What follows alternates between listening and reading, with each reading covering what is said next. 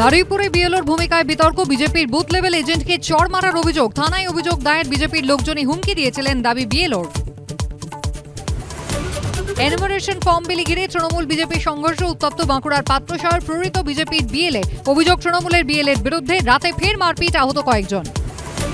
নবদ্বীপে সুকান্তর কনভয়ের পিছনে থাকা গাড়িতে হামলা। পাল্টা হামলা তৃণমূলের শ্রমিক সংগঠনের অফিসে। দুপক্ষের সংঘর্ষ। 72 ঘন্টা ডেডলাইন কেন্দ্রীয় প্রতিমন্ত্রীর।